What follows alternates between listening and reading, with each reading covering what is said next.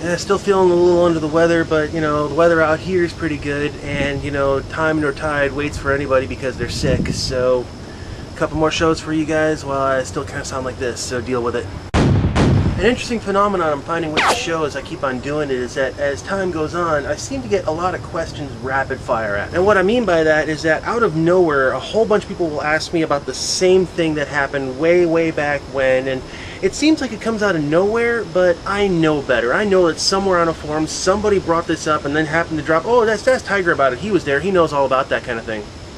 And such is the case with Skyball. You see, Skyball was this event that took place in Toronto, Canada. I got a couple pictures still from it from over the years. It took about 6 years or so to run its course, and basically it was a 5-man tournament that took place in the Sky Dome in Toronto, Canada. The Sky Dome, it was like one of the largest buildings of its time. It was like one of the first ones that ever had like a retractable roof. It's right next to the world's largest male enhancement tool. Maybe I can call it that and not have to bleep myself. The event for Skyball actually kind of got off to a rocky start, and it ended really badly too, but that's two different stories entirely. Let's talk about the actual beginning of it though. The first event took place in 1998, and that was sort of an experimental year. That's a good way to put it. They put down AstroTurf on the ground, which I think was their first, well, it was a lot of fun for us, but it really sucked for them because cleaning that stuff, ooh. For my own personal stash, I don't have any pictures of the original bunkers that they had, but the original bunkers came from a company that did not quite comprehend what airball bunkers should be, and they were deflating within the first 2 hours of gameplay. I remember very specifically a pro player holding up one of the bunkers. He's hiding behind this thing, holding up the cone like this, shooting out one side. He let go to another bunker, and the entire thing just collapsed on him. That's when they went to option 2, which for them was taking a bunch of inner tubes. Yeah, truck inner tubes, lashing them together with rope. They put those out on the field instead of airball bunkers. But then they needed a couple of laydowns too, so what they did was they took some security fencing, you know, the stuff that's about this tall, the stuff that they used to, you know what I'm talking about, security fencing. They put blankets over the security fencing, lashed that down, and then made that as laydown bunkers. I mean, ingenious for what it was, but we're in the Sky Dome. Why are you guys chinsing? Then there was the 2 Extremes format that came out too. That was the Paintball 2 Extremes. They're the magazine guys, the Henrys that I was talking about way back when.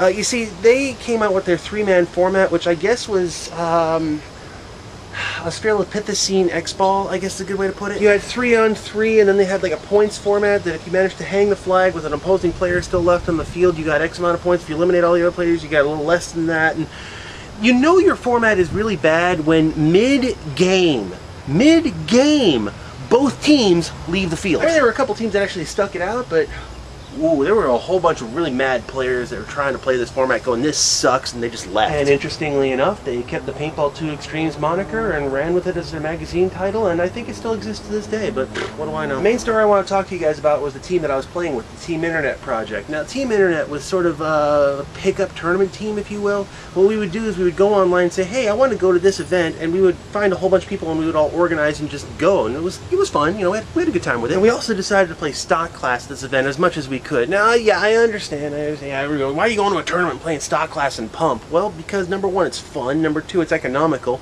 And number 3, we were trying to prove a point, and that was that you don't need the highest end of technology to go play and have a good time and compete. And to that end, there were a lot of teams that were looking at us like, oh, this is going to be a rollover game, and then like halfway into it, they suddenly realized, oh, these guys are pretty good, and they'd have to shift gears. Oh yeah, we got face rolled a couple times. I'll fully admit that. But there were more than a couple teams out there. Yeah. I can't remember the one team, but there was a team out of Canada. They knew we were coming. They knew we were in their division. They brought PGPs. They had it in their gear bags. Before the game began, they said, look, we want to play against you guys stock class, but we're kind of in contention. We need the points. We're sorry. And we're like, it's okay, you know, do what you got to do. And they were the most polite team to ever beat us. They were pretty cool. But there's one game in particular, and that's actually kind of what I wanted to bring up here on that first session, that first event that it took place. I think it was like the second to last game that we were playing. The format was kind of weird at Skyball because for some reason we managed to play 2 teams in our division twice instead of having a round-robin format. I don't get how the scheduling worked on that. And there was one team, a bunch of guys out of Minnesota, they had beaten us on the first day, but by like one guy. One guy was the difference. And I was like, okay, I see what we did wrong. We can beat these guys. I know we can beat these guys. And as fate would have it, on the second day of the tournament, we had them again. So I was like, guys, we got this. I'd also kind of switched guns. I was shooting I was shooting my KP2 because, well, why am I shooting a KP2 in a tournament? Because I could shoot a KP2 during a tournament.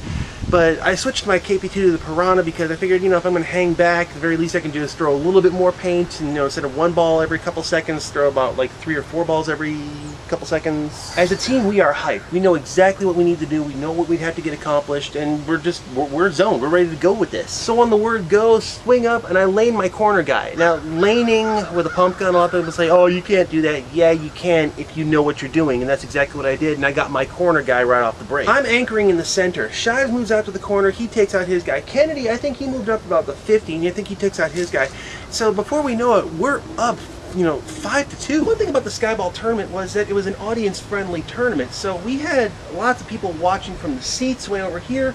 Behind us, there were people walking back and forth. The players area was over here, so field number 1 that we were playing on, we had basically are surrounded on 3 sides by an audience.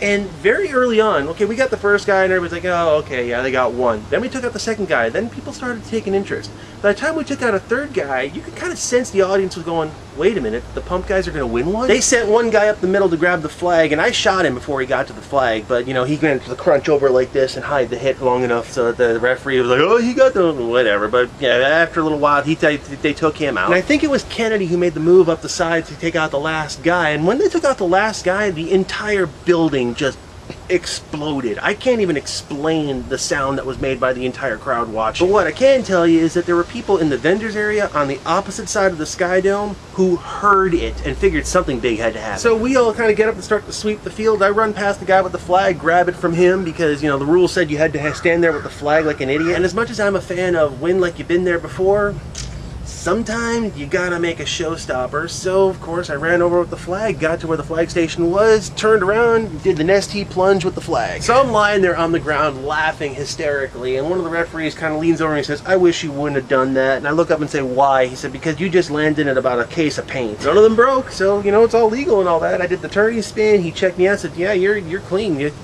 take your flag, get out of here. We got so many high fives, so many pats in the back. We had so many people who were just all of a sudden looking at us like, whoa, are you guys sponsored? Do you guys want sponsorship? We had actually a whole bunch of industry people want to get pictures with us because those crazy pump guys actually know what they're doing, which is actually where this picture comes from. That was printed in PGI magazine way back when. Yeah, we played one more game. We didn't win that last game, but that's okay. I mean, we proved our point. So what happened to the Skyball tournament? Well, yeah, pretty much. The last event that we went to was, how's a good way to put this? Ugly? Really ugly? Like, ooh, ugly. But pretty much as usual, that's a story best saved for yet another time. And looking back, the biggest takeaway I have from this is that, well, it really wasn't that spectacular. Skyball had this fantastic opportunity to be a showcase event. It had this great chance to really put a spotlight on the sport, and it was just your average 5-man tournament. Although, speaking of which, I got all these people who keep on trying to kidnap me and take me out to Wasaga Beach. I don't know, guys. Well, that and possibly maybe I'd go back there because I'd like to go visit the world's largest symbol. I mean, let's face it, the CN Tower is named after the CN Railway Company, if I'm not mistaken. And, you know, railway companies, I think they're into symbolism. Done.